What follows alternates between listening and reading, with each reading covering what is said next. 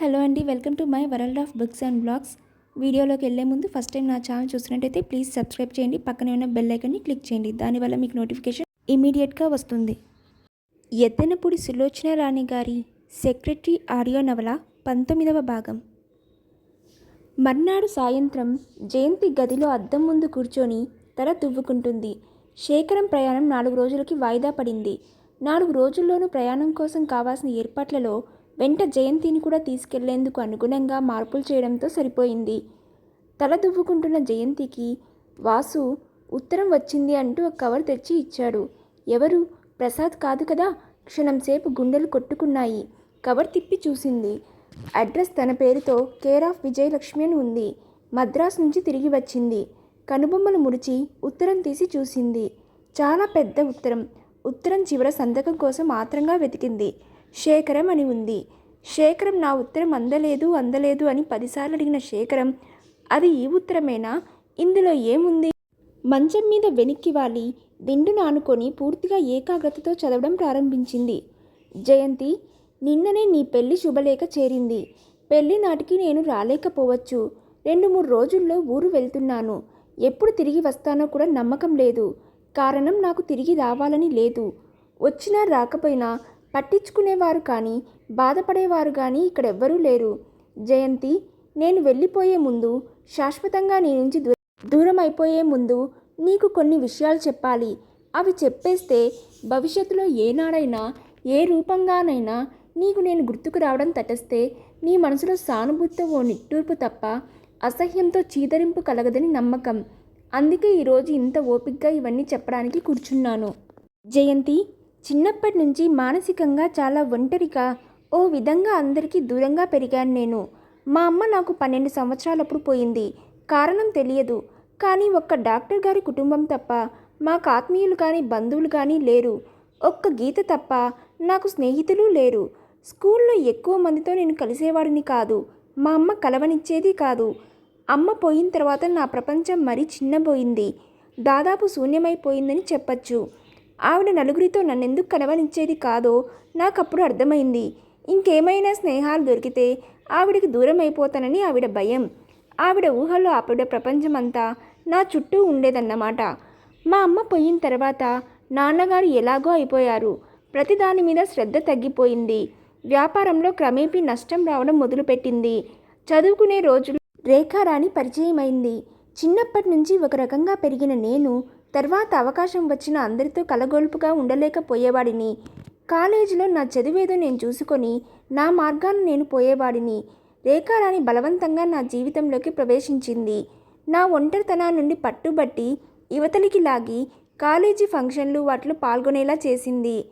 మా అమ్మ తప్ప ఇంకోటి చనువు అంత బాగా ఎరుగని నేను సహజంగా రేఖారాణి వైపు తిరిగాను. పైకి కనిపించే నీ గంభీర్యం అంతా ఒట్టి ముసుగు. ఇది తీసి లోపల చూస్తే నీ అంత హుషారైన మనిషి ఇంకెవరూ లేరు అనేది రేఖారాణి. నా చదువు పూర్తయింది. నాన్నగారు తన బిజినెస్ అంతా నా చేతుల్లో వదిలేశారు. నాకు రేఖారాణిని వివాహం చేసుకోవాలని ఉండేది. కానీ నాన్నగారు, డాక్టర్ గారు అంతా గీతను నా భార్య క్రిందే చూసేస్తున్నారు. వాళ్ళకి ఎదురు చెప్పే సాహసం లేదు. తొలి యవ్వనపు పొంగు అది. అది దాచుకోలేను, బయట పెట్టలేను. ఈ పరిస్థితుల్లో నాన్నగారు పోయారు. నాకున్న బంధం తెగిపోయింది. చాలా అప్పులున్నాయి. వాటన్నింటినీ తీర్చాలి. నాన్నగారి పేరు ఎప్పటిలా నిలబెట్టాలి. కొడుకు సమర్థుడు, ప్రయోజకుడు అనిపించుకోవాలి. ఈ ఆశతో రాత్రింబవలు బిజినెస్లో కృషి చేశాను. ఎలాగైతేనే నేను అనుకున్నది సాధించగలిగాను. అప్పులు మెల్లగా తీరుతున్నాయి. పడిపోతుందనుకున్న ఇల్లు నిలబడింది. దానికి మెరుగులు దిద్దడం ప్రారంభించాను. ఈ లోపల నాలో అనారోగ్యం ఎప్పుడు ప్రవేశించిందో నాకే తెలియదు. రేఖారాణితో హద్దు మీరు అతి చనువుగా ప్రవర్తిస్తున్నానన్న కోపంతో డాక్టర్ గారు రాకపోకలు నిలిపేశారు. అప్పుడప్పుడు జ్వరం వస్తుండేది. విపరీతంగా నీరసంగా అనిపించేది. అది ఎక్కువ శ్రమించడం వల్ల అలసట అనుకున్నాను. దగ్గు వచ్చేది. రాత్రిళ్ళు ఎక్కువ మేల్కోవడం వల్ల వేడి చేసేమో అనుకున్నాను. తర్వాత బయటపడింది టీబీ అని. ఓ లంగ్ పాడైపోయిందని, 2వ లంగ్ పాడైపోవడానికి సిద్ధంగా ఉందని. ఇష్టం లేకపోయినా తప్పనిసరిగా మదనపల్లి శానిటోరియంకి వెళ్లాల్సి వచ్చింది. అక్కడ దాదాపు సంవత్సరం పాటు ఉన్నాను. ఈ సంవత్సరంలో రేఖారాణి ఆప్యాయత, స్నేహం క్రమేపీ అదృశ్యమై కాసాగాయి. తనకి చూడాలని రావాలని ఉంది కానీ వాళ్ళు ఒప్పుకోవడం లేదని ఉత్తరాలు రాసేది. కానీ నాకు తెలుసు, వాళ్ళ ఇంట్లో రేఖారాణి మాటకు ఎవరూ ఎదురు చెప్పారని. ఈ భయంకరమైన చీకటి రోజుల్లో గీత దగ్గరగా వచ్చింది. డాక్టర్ గారు నా నిర్లక్ష్యాన్ని మన్నించి నాకు మళ్ళీ ఆప్తులయ్యారు.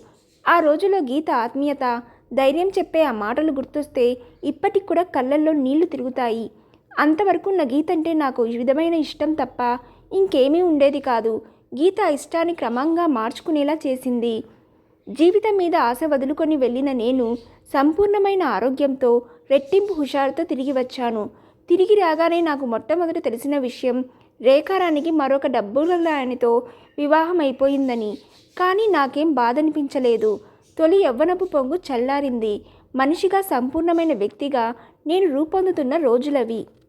గీతంటే నాకు మనసులో పెద్ద ఆకర్షణ లేదు. అయినా సరే అభిమానం చాలనిపించింది. గీతని పెళ్లి చేసుకోవడానికి ఒప్పుకున్నాను. శూన్యమాసం దాటనే లేదు. గీత మరణించింది. కొంతమంది జీవితాలు మనకు ఇష్టం లేనట్టు, చాలా అల్పం అన్నట్టు అనిపిస్తారు.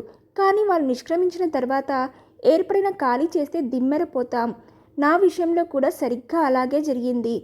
గీత మరణం నా మనసులో నేను ఎప్పటికీ పూడ్చుకోలేనేమో అన్నంత వెలితి ఏర్పరిచి వెళ్ళిపోయింది. బిజినెస్ తప్ప నాకింకో ప్రపంచం లేదు. మనసంతా కేంద్రీకరించి ఏకాగ్రతతో రాత్రింబవళ్ళు పనిచేస్తే మనిషి సాధించలేనిది ఏదీ ఉండదు. కొద్ది సంవత్సరాల్లోనే నేను పట్టిందల్లా బంగారం కావడం ప్రారంభించింది. అనుకోకుండా వరదలా వచ్చి నన్ను ముంచేస్తున్న ఈ డబ్బు ఏం చేసుకోవాలో, ఎలా ఖర్చు పెట్టాలో తెలిసేది కాదు. విపరీతంగా చందాలిచ్చేవాడిని. అది ఇంకో బాధ తెచ్చిపెట్టింది. నలుగురిలో నా పేరు మారి మోగిపోవడం, బలవంతాన అందరూ నన్ను తమ సర్కిల్స్లో కలుపుకోవాలనే పోటీ పెరిగింది. ఆడపిల్లలున్న తల్లిదండ్రులకి నాకు ఆత్మీయులు కావాలనే ఆరాటం హెచ్చింది. ఎన్ని రకాల వ్యాపకాలున్నా నా ఒంటరితనం నన్ను వదలడం లేదు. అందుకే అందరినీ కలుపుకొని అందరూ నా వాళ్ళే అని నమ్మడానికి ప్రయత్నిస్తూ మనశ్శాంతి కోసం ప్రయత్నించసాగాను. ఈ గందరగోళంలో రేఖారాణి మళ్ళీ నాకు సన్నిహితంగా వచ్చింది. కేవలం కుటుంబాన్ని అప్పుల నుంచి తప్పించడానికి వివాహం చేసుకున్నానని, అంతకంటే ఇంకేం లేదని, ఓ విధంగా జీవితాన్ని త్యాగం చేశానని, అది గుర్తించాలని మాట్లాడేది. నేను తనకి తెలుసునని, ఆప్తమిత్రుడునని అందరికీ చెప్పుకునేది. ఆ పరిస్థితులలో నువ్వు పరిచయం అయ్యావు. ఆ రోజు నాకు బాగా గుర్తుంది. జీవితంలో ఎర్ర సిరాతో అండర్లైన్ చేసి గుర్తుపెట్టుకోవాల్సిన క్షణాలివి. నాకిప్పటికీ గుర్తుంది. ఆ రోజు నేను బెంగళూరు నుంచి తిరిగి వచ్చాను. రోజురోజుకి పెరిగిపోతున్న ఆ వ్యాపారపు లాభ నష్టాలు, బేరీజులతో ఆలోచించి విసిగిపోయిన నేను వనితా విహార్లో ప్రోగ్రాం జరుగుతుంటే కొద్దిసేపు అలా నలుగురిలో కలిస్తే విశ్రాంతి లభించినట్టు ఉంటుందని అనిపించి బయలుదేరాను. ప్రోగ్రాం మధ్యలో వచ్చాను. లోపలికి వెళ్ళడానికి ఇష్టం లేకపోయింది. మొదటి తరగతి ఎంట్రన్స్ దగ్గర నా వెనుక కొద్దిగా చీకటి ఉంటే అక్కడ నిలబడ్డాను. అప్పుడు కూడా నిన్ను సరిగ్గా చూడలేదు. ప్రోగ్రాం చూస్తుండగా ఉన్నట్టుండి వెనక్కు తిరిగి లేచి నిలబడి లోపలికి వెళ్ళండి అన్నావు. చీకట్లో నిలబడి ఉన్న నాకు పూర్తి వెలుగులో నిలబడి ఉన్న నీ మొహం స్పష్టంగా కనిపిస్తుంది. నిన్ను చూడగానే ఉలిక్కి పడ్డాను. గీత పోలికలు ఎంత స్పష్టంగా కనిపిస్తున్నాయి. కానీ ఆ క్షణంలోనే గీత కంటే ఎన్నో విధాల ఎంతో అందంగా, అద్భుతంగా ఉన్నావనిపించింది. నీ కళ్ళల్లో కనిపించేంత సజీవమైన భావం గీత కళ్ళకి లేదు.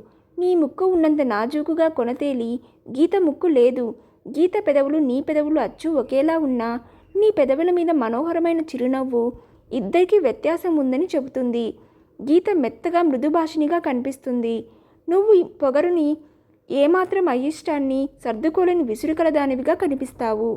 నేను లోపలికి వెళ్ళనడంతో నువ్వు మళ్ళీ కూర్చొని డ్యాన్స్ చూడడంలో మునిగిపోయావు. కానీ నా కళ్ళన్నీ నీ మీదే ఉన్నాయని నీకు తెలియదు. నా శరీరంలో అణువణువు నువ్వెవరో తెలుసుకోవాలని ఆతుర పడుతుందని నువ్వు ఊహించలేదు. ప్రోగ్రాం అయిపోయిన తర్వాత నిన్ను అడగాలనుకున్నాను. కానీ ఇంతలో సుమిత్రాదేవి వచ్చి నువ్వు వనితా విహార్ కొత్త సెక్రటరీ అని పరిచయం చేసింది. ఊపిరి పీల్చడం మర్చిపోయాను. నీ దగ్గర ఇంకొంచెం సేపు నిలబడాలని, నీతో మాట్లాడాలని ముందుకు ఉరుకుతున్న మనసుని బలవంతంగా ఆపి నిశ్శబ్దంగా దేవితో వెళ్ళిపోయాను.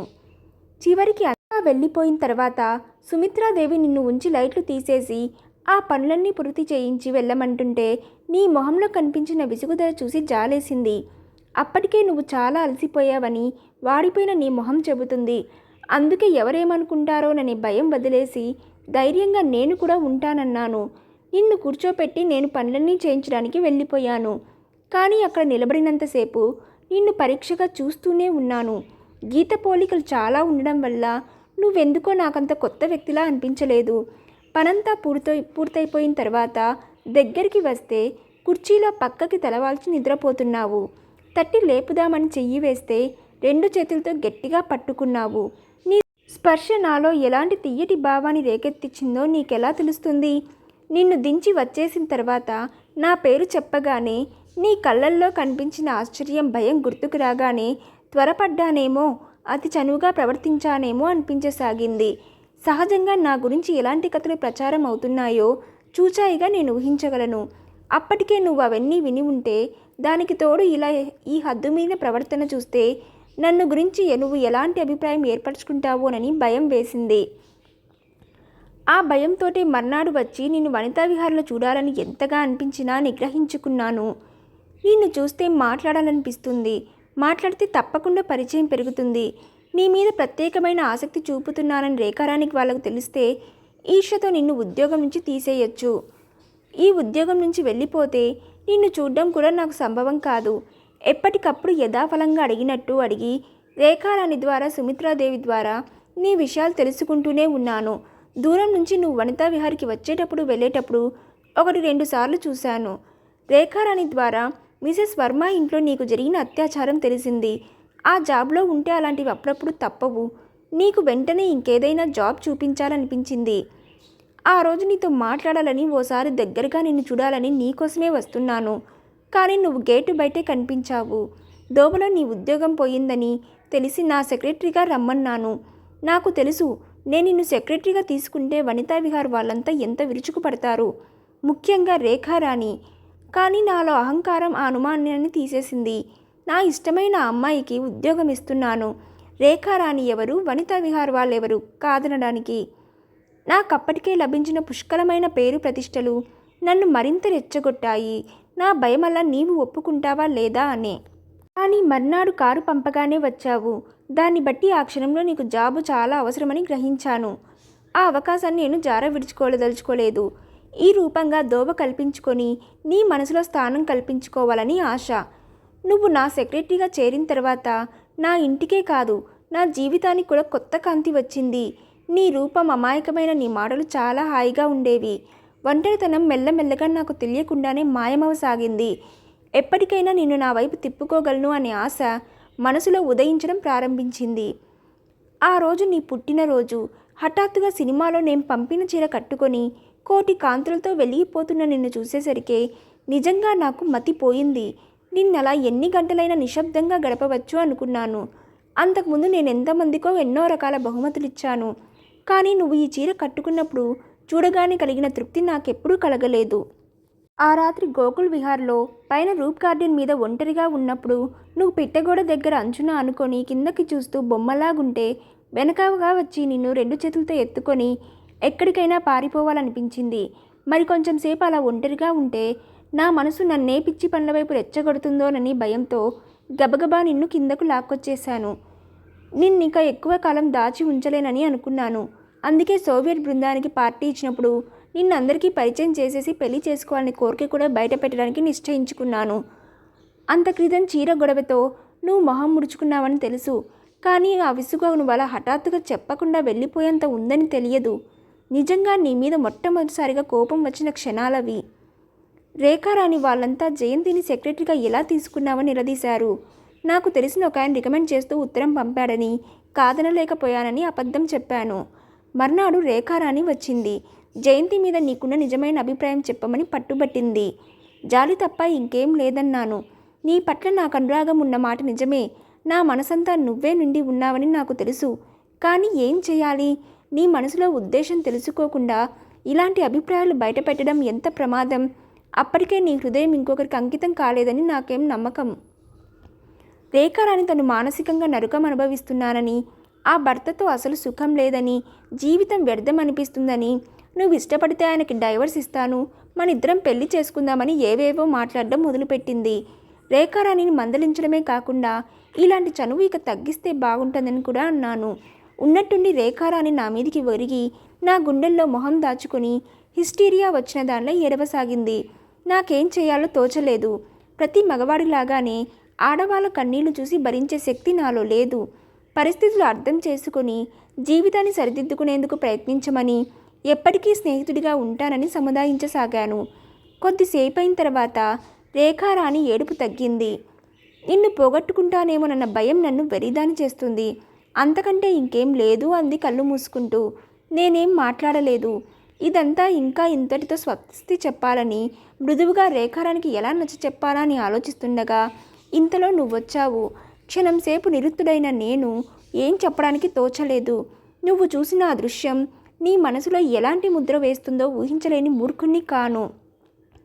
రేఖారాన్ని పైకి పంపి నిన్ను గదిలోకి తీసుకొచ్చి కూర్చోబెట్టాను. అప్పుడు నీ మొహం చూస్తూనే తెలిసింది నువ్వు మంచి మూడ్లో లేవని. రేఖారాన్ని పంపి వచ్చేసిన తర్వాత మనిద్దరి మధ్య జరిగిన సంభాషణ నీ గుర్తు ఉంటుంది. అనవసరంగా నన్ను రెచ్చగొట్టావు. ఆ రోజు ఇంటి దగ్గర దింపి వెళ్ళిన తర్వాత నాలో నాకే ఓ విధమైన భయం కలగసాగింది. నువ్వు మళ్ళీ నా సెక్రటరీగా రావనే అనిపించింది. ఆ అనుమానానికి బలంగా కలిగిస్తూ నువ్వు మర్నాడు కారు పంపిస్తే రాలేదు, తిరగొట్టావు. నీకు నిజంగా ఒంట్లో బాగలేదని నేను నమ్మలేదు. చివరికి ధైర్యం చేసి మీ ఇంటికి వచ్చేశాను. ఆ రోజు నేను రావడం ఇంకో గంట ఆలస్యమైతే నాకు అది గుర్తొస్తే ఇప్పటికీ ఒళ్ళు గగురు పడుస్తుంది. నిన్ను హాస్పిటల్లో చేర్పించిన తర్వాత ఆపరేషన్ జరిగి అంతా సవ్యంగానే ఉందని తెలుసుకొని బామ్మని ఇంటి దగ్గర దించడానికి వచ్చాను. కూర్చో నాయనా అంటూ ఆవిడ కుర్చీ చూపించి ఆవిడ లోపలికి వెళ్ళిపోయింది. నువ్వు ఉండే ఇల్లంతా పరీక్షగా చూశాను. చిన్న మంచం, ఒకే ఒక కుర్చీ, గోడలో ఉన్న అర్మాలలో దేవుడు, పుస్తకాలు ఇవన్నీ పరీక్ష చేస్తున్న నాకు గోడ మీద ఉన్న ఓ ఫోటో మీద హఠాత్తుగా దృష్టి నిలిచిపోయింది. తెల్లబోయాను కూడా. లేచి వెళ్ళి మేకుకి తగిలించి ఉన్న ఫోటో తీసి పరీక్షగా చూశాను. సందేహం లేదు, మా అమ్మ ఫోటోనే. ఇక్కడెందుకుందో నాకు అర్థం కాలేదు. ఈ లోపల బామ్మ కాఫీ గ్లాస్తో తిరిగి వచ్చింది. ఈ ఫోటో ఇక్కడెందుకుంది అన్నాను ఆత్రంగా. ఆవిడ విచిత్రంగా నా వైపు చూసి ఇక్కడెందుకుంటుందేమిటి? అది మా ఫోటో, మా అబ్బాయి, మధ్యలో నేను. ఈయన జయంతి తండ్రా? అవును. ఇటు కుడి పక్క ఉన్నది నా అక్క కూతురు రాజ్యలక్ష్మి. నాకు సంతోషంగా గావు కేక పెట్టాలనిపించింది. ఆ ఫోటోను తీసుకొని ఆవిడ దగ్గరగా వెళ్ళి, కానీ ఇది మా అమ్మది, ఈ ఫోటో మా ఇంట్లో కూడా ఉంది అన్నాను. కాఫీ గ్లాస్ అలాగే పట్టుకొని ఆవిడ ఇంకా తెల్లబోయి చూస్తుంది. నేను వెంటనే చెయ్యి పట్టుకొని, నిజం, రాజ్యలక్ష్మి మా అమ్మ. మా ఇంటికి వస్తే ఇప్పుడే చూపుతాను. My God! జయంతి నాకు వాక్యం పూర్తిగా చేయలేకపోయాను. తర్వాత బామ్మ ద్వారా తెలిసింది. మా అమ్మ చిన్నప్పుడే తల్లిదండ్రి పోతే వాళ్ళ మేనత్త దగ్గర పెరిగిందట. నేను పెంచుకుంటానని బామ్మ ఎంత బతిమలాడినా ఆవిడ ఇవ్వలేదట. మా మేనత్త చాలా గయ్యాలి. మా అమ్మ అభిప్రాయం ఏది బయట పెట్టలేనంత హడలుగా పెంచింది. కానీ మీ నాన్న మా అమ్మ చాలా ఆప్యాయంగా ఉండేవారట. వయసుకు వచ్చిన తర్వాత చాలా డబ్బుందని రెండో పెళ్ళి ఆయనతో సంబంధం కురిస్తే అది ఇష్టపడక పక్కింటి వారి అబ్బాయితో పారిపోయి వచ్చింది. ఇన్ని సంవత్సరాలు గడిచినా మా అమ్మకి, నాన్నకి ఆవిడంటే భయమే. అందుకే ఎవరి ఉనికి తెలియకుండా ఉండడం కోసం హైదరాబాద్ వచ్చి స్థిరపడిపోయారు. బామ్మ ఇదంతా చెప్పిన తర్వాత మా అమ్మ వాళ్ళంతా ఒంటరిగా బంధువులు లేకుండా ఎందుకు గడిపారో నాకు అర్థమైంది. నా ఆనందానికి హద్దులు లేకుండా పోయాయి. నేను ఇంతగా కోరుకుంటున్న వ్యక్తి నాకు పరాయి మనిషి కాదు, నాకు మామయ్య కూతురు. నా మీద నాకు అధికారం ఉంది. అన్నింటికంటే చాలా రోజుల తర్వాత మా అమ్మని మరిపించేంత ఆప్యాయత ఇవ్వగలిగిన బామ్మ దొరికింది. నీ మీద నాకు హక్కుందనే అహంకారంతో నిన్ను నా ఇంటికి తీసుకొచ్చాను. కానీ బామ్మతో ఈ విషయం మీకు చెప్పొద్దని బతిమలాడాను. నువ్వెలాగో నా దానివే. కానీ ఇలా చుట్టరికం తెలిసి బామ్మ కోరిక మీద కాక నీ అంతటి నువ్వు నా దగ్గరికి రావాలి. అది నా కోరికే. చిన్నప్పటి నుంచి అలాగే అనిపించేది. నా స్థితిగతులతో ప్రమేయం లేకుండా నన్ను, నా వ్యక్తిత్వాన్ని చూసి ఆకర్షింపబడి అనురాగం చూపే మనిషి కావాలి నాకు. నిన్ను కూడా అలాగే గెలుచుకోవాలనుకున్నాను. అక్కడ కూడా నాకు ఎదురు దెబ్బే తగిలింది. బామ్మ హఠాత్తుగా మరణించడంతో నేను చేసిన పొరపాటు తెలిసింది. నా అంతటి నేను చెప్పలేను. చెప్పడానికి ఎలాగో ఎన్నిసార్లు శక్తి అంతా కూడా తీసుకొని చెప్పడానికి ప్రయత్నించాను. కానీ ప్రతిసారి దెబ్బతిని కృంగిపోయేవాడిని. రోజు రోజుకి నువ్వు దూరం అయిపోతానే భయం నన్ను వెర్రివాడిని చేసింది. చివరికి పెళ్లి చేసుకోవాలని నిశ్చయించుకున్నాను. అదే ఆ రోజు రాఖీ కట్టడానికి వస్తే చెప్పేశాను.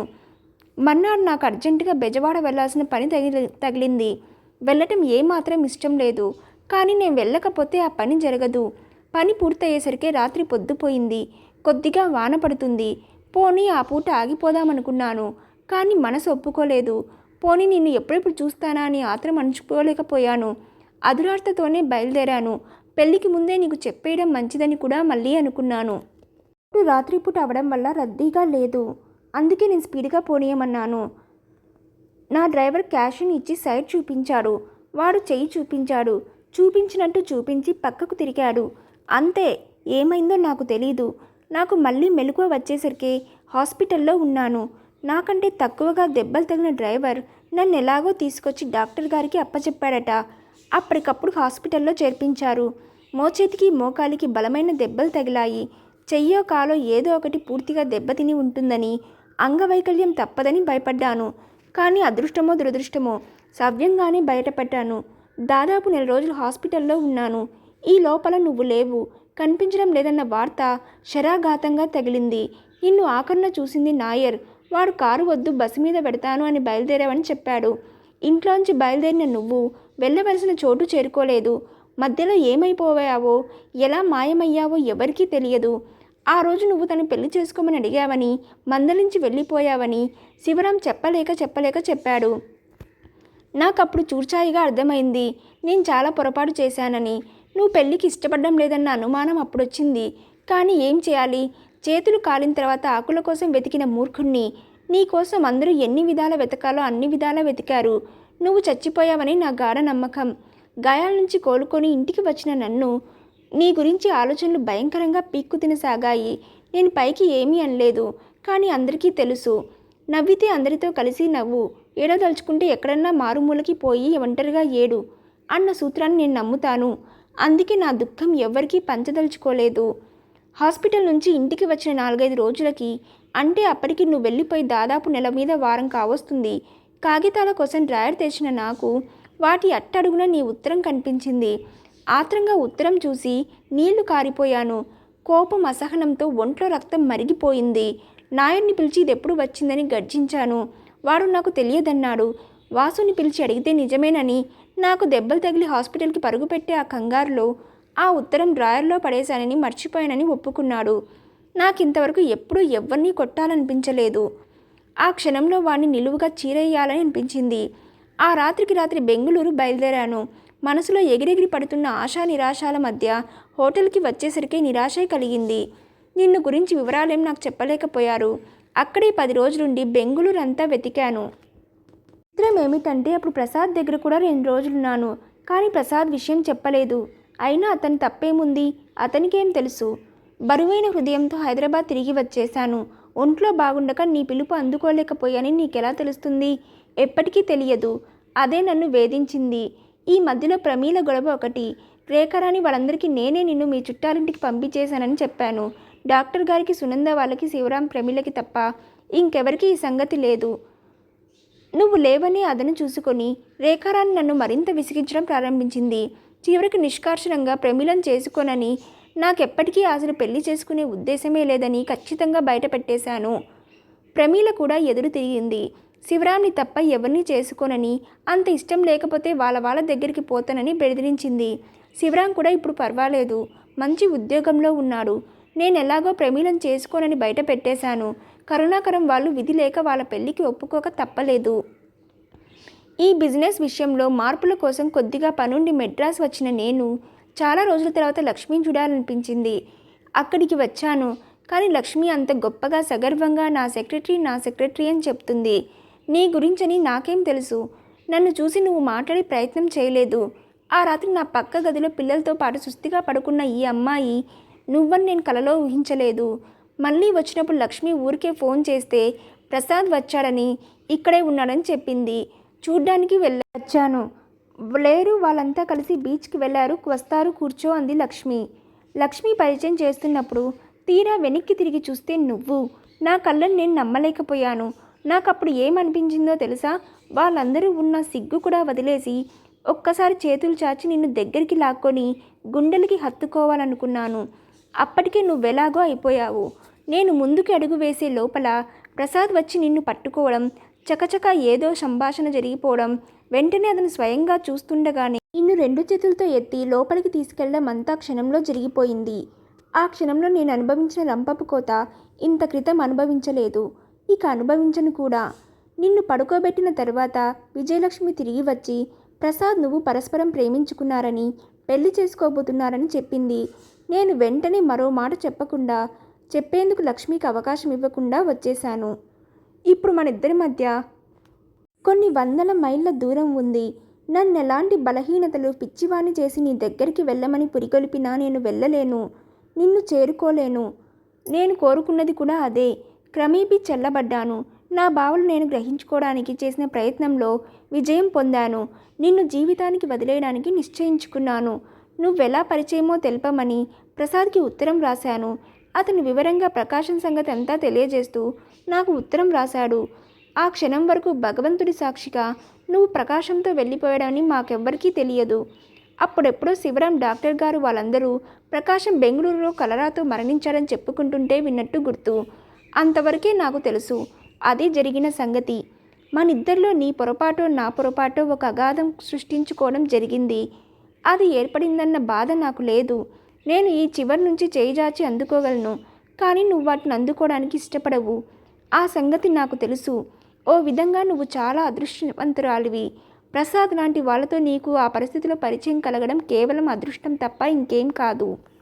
ఇది ఇప్పుడు నాలో బాధ కానీ, కోరిక కానీ, దిగులు కానీ అలాంటివేమీ లేవు. నేనెప్పటికీ నీ వాడినే. నీ ఇష్టం. నీ స్నేహితుడిగా తీసుకో, తండ్రిగా చూసుకో, లేక సోదరుడిగా భావించుకో. ఎలా అయినా సరే నీకు నచ్చిన విధంలో నీ ఆప్తుడిగా జీవితాంతం మిగలడానికి సిద్ధంగా ఉన్నాను. నా నుంచి నీకు ఇవ్వడం తప్ప నీ నుంచి నేనేం కోరను. నా ఇంటి తలుపులు నీకెప్పుడూ తెరిచే ఉంటాయి. నీకు పుట్టిన పిల్లలు నా ఆస్తికి వారసులవుతారు. నీ పిల్లల్ని దగ్గర తీసుకొని వాళ్ళలో నిన్ను చూసి ప్రేమానురాగాలతో నిన్ను గలుగుతాను. దీనివల్ల నీకే నష్టం లేదు. నీతో రాజీ పడ్డం కంటే నాకు ఇంకో మార్గం లేదు. కారణం ఏంటని నువ్వు అడిగితే, నా మనసులో నువ్వు ఏర్పరిచిన ఈ శూన్యాన్ని పూడ్చుకోవాలంటే నా జీవితం చాలదు. నాకంత శక్తి లేదు. అందుకే నేనే రాజీ పడుతున్నాను. నీకు నేను అవసరం లేదు. కానీ నువ్వు నాకు కావాలి.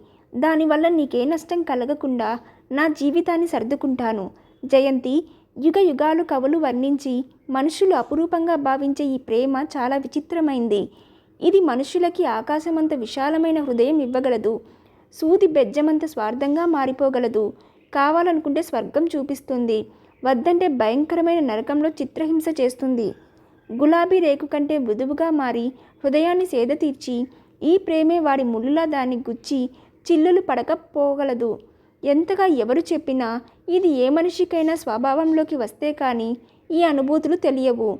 మొట్టమొదట ప్రసాద్ చేతులతో నిన్ను పైకి తీసుకెళ్ళిపోతుంటే అతన్ని హత్య చేయాలంత కోపం వచ్చింది. ఇప్పుడు నాకేం లేదు. అతనంటే ఎలాంటి ద్వేషం లేదు. పైనుంచి నీ ప్రేమను పొందిన వ్యక్తిగా అభిమానిస్తాను. నువ్వు సుఖపడాలని మనసారా ఆశీర్వదిస్తున్నాను జయంతి. నిన్ను పోగొట్టుకోవడానికి కారణం నేనే అని నాకు తెలుసు.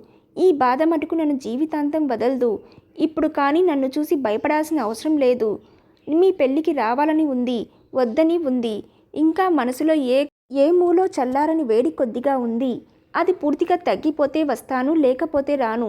ఇది నువ్వు సహృదయంతో అర్థం చేసుకో. కానీ ఇలా నేను వెళ్ళిపోయే ముందు ఒక్కసారి చూసి తిడతాను. అప్పుడు భయపడకుండా చనువుగా మాట్లాడు. అది మర్చిపోకు. నన్ను నువ్వెలాగైనా తీసుకో. నువ్వు మాత్రం నాకు జీవన జ్యోతివి, ఆప్తురాలివి, ఒంటరి సమయంలో సదా వెంటుండే కనిపించని తోడువి. ఉంటాను. ఆశీర్వచనములతో శేఖరం. ఈ ఉత్తరం ప్రసాద్కి చూపించడం అవసరం అనుకుంటే చూపించు. నాకు అభ్యంతరం లేదు. నిన్ను గురించి అతన్ని ఈరోజు అంత ఆత్రంగా ఎందుకు వివరాలు అడిగానో అతనికి అర్థమవుతుంది. ఉత్తరం చదవడం పూర్తయ్యేసరికే జయంతి చెంపల మీద కన్నీళ్లు కాలువలు కడుతున్నాయి. శేఖరం, ఆ పేరే కొత్తగా ఉంది. అందుకేనా అతను అన్నిసార్లు నా ఉత్తరం చూడలేదా అని 10 సార్లు రెట్టించి అడిగాడు? భగవాన్, తనకేం తెలుసు? ఇదంతా ఎప్పుడో చెప్పాల్సింది. చెప్పకపోవడం పొరపాటే. లేదు, చెప్పలేదు.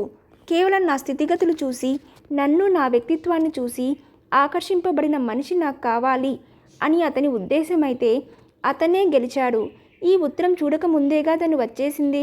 జయంతికి చాలాసేపటి వరకు అసలు ఆ మంచం మీద నుంచి లేవాలనే అనిపించలేదు. ఒక్కరోజు రావడం ఆలస్యమైతే, 24 గంటలు దూరంగా ఉంటే శేఖరం శాశ్వతంగా దూరమైపోయేవాడు. వాసు, నాయర్ని ఇక్కడి పిలు. ముందు గదిలో శేఖరం మాట వినిపించింది. జయంతి చప్పున లేచి ఉత్తరం తీసి దిండు కింద దాచేసింది. తను వెంటనే వచ్చి అద్దం ముందు నిలబడి తల దువ్వుకోవడం ప్రారంభించింది. గుండెలు వేగంగా కొట్టుకుంటున్నాయి. శరీరం మనసు ఏకమై అతని కోసం అణువణువు ఆత్రంగా ఎదురు చూస్తున్నాయి. ఇప్పుడు కనిపించబోయే శేఖరం వేరు, పూర్తిగా వేరు. శేఖరం గదిలోకి వచ్చి కోటు విప్పి కుర్చీ మీద గిరాటేసి కూర్చొని బూటు విప్పుకోవడం ప్రారంభించాడు. నువ్వింకా తయారు కాలేదా? ఏం చేస్తున్నా ఇంతవరకు? ఓ అరగంటలో వాళ్ళొస్తున్నారు. ఎవరెవరు? తన గొంతు తనకి కొత్తగా వినిపించింది. డాక్టర్ గారు, కామేశ్వరమ్మ గారు, శివరాం, ప్రణీల, సునంద భర్త, పిల్లలు, నీ ఆప్తులంతా. జయంతిని అతను దగ్గరికి పిలవలేదు. అతని దగ్గరికి వెళ్ళాలని కోరికను అణుచుకోవడం జయంతికి సాధ్యం కావడం లేదు. అన్ని ఏర్పాట్లు జరిగిపోయినాయి. రేపు రాత్రి బయలుదేరి ముందు సరాసరి తిరుపతి వెళ్ళడం. శేఖరం ఆగిపోయాడు. వెళ్ళి కుర్చీ మీద పడేసిన అతని కోటు చేతిలోకి తీసుకొని చూస్తూ అంది. వెళ్ళి జయంతి గొంతును అనుకరిస్తూ నవ్వాడు. జయంతి నిశ్శబ్దంగా అతని కోటు తీసుకెళ్ళి హ్యాంగర్కి తగిలించింది. వెళ్ళి తర్వాత అక్కడి నుంచి యాత్ర విసుగు పుట్టినన్ని రోజులు నువ్వు ప్రయాణం చెయ్యలేక ఇల్లో అని గోల పెట్టేంత వరకు. శేఖరం వాక్యం పూర్తి చేయలేదు. మెల్లగా జయంతి వెనక నుంచి అతని మెడ చుట్టూ చేతులు వేసి భుజం మీద తల అంచుకుంది. ఓ, దీని భావమేమి తిరుమలేశ? జయంతి తన మీదకి వంగడంతో ముందుకు పడిన పొడగాటి జుట్టుని చేతిలోకి తీసుకొని గుప్పెట్లో పట్టి చూస్తూ అన్నాడు. వెనక నుంచి సమాధానం రాలేదు. చెప్పు, ఏమిటి? మళ్ళీ మూడ్ మారిందా? మెడ్రాస్ వెళ్ళిపోవాలనుకుంటున్నావా? చేయి చాచి జయంతి భుజం పట్టి తన ముందుకు లాక్కుంటూ అడిగాడు. క్షణంసేపు ఇద్దరి చూపులు కలుసుకున్నాయి. జయంతి రెండు కళ్ళ నిండా నీళ్లు నిండి ఉన్నాయి. మై గాడ్ జయంతి! శేఖరం అదురార్తగా చూశాడు. జయంతి చప్పున అతని గుండెల్లో మొహం దాచుకుంది. ఏమిటి? ఏమైంది? కంగారుగా అడిగాడు. మీరు నాకెందుకు చెప్పలేదు? ఏమిటి? ఏం చెప్పలేదు? ఉత్తరం గురించి. ఉత్తరమా? మీరు మెడ్రాస్కి పోస్ట్ చేసిన ఉత్తరం ఈరోజు తిరిగి వచ్చింది. జయంతి! శేఖరం పెదవులు అస్పష్టంగా పలికాయి. వెంటనే జయంతిని భుజాలు పట్టి మోచేతి దూరంలో నిలబెట్టి కళ్ళల్లోకి పరీక్షగా దేన్నో వెతుకుతున్నట్టు చూశాడు. మీరే గెలిచారు, కన్నీళ్ళ మధ్య చిరునవ్వుతో అంది. శేఖరం ఇంకా అలాగే చూస్తున్నాడు. జయంతి కళ్ళు మెల్లగా కిందకి వాలిపోయాయి. కానీ నేను అలా వెళ్ళిపోవడమే మంచిదైంది. లేకపోతే ఎప్పటికీ మీ విలువ తెలిసేది కాదేమో. నీ మొహం కేవలం అదృష్టం తోడుగా ఉండడం వల్ల ఎక్కడికి వెళ్ళినా జాగ్రత్తగా నా దగ్గరికి తిరిగి వచ్చావు. ఒకవేళ ప్రకాశమే బ్రతికుంటే? జయంతి శరీరం భయంతో జలధరించింది. నిజం అంది ఒప్పుకున్నట్టు. జయంతి మనసులో భయాన్ని గుర్తించిన శేఖరం దగ్గరికి లాక్కొని, నువ్వు కాదు, నేను అదృష్టవంతుడిని. లేకపోతే నా శేష జీవితమంతా ఆవేదనతో మతి చలించినట్లు పిచ్చివాడిలా బ్రతకాల్సి వచ్చేది. ఇప్పుడు చల్లని వెన్నెలలా ఆహ్లాదం ఇస్తున్న ఈ మనశ్శాంతి అప్పుడు దూరంగా పారిపోయి ఎండమావిలా వెక్కిరించేది అన్నాడు. జయంతి సమాధానం చెప్పలేదు. మౌనంగా అతని భుజం మీద తల అంచుకొని తృప్తిగా కళ్ళు మూసుకుంది. ఇంతటితో సెక్రటరీ నవల సమాప్తం.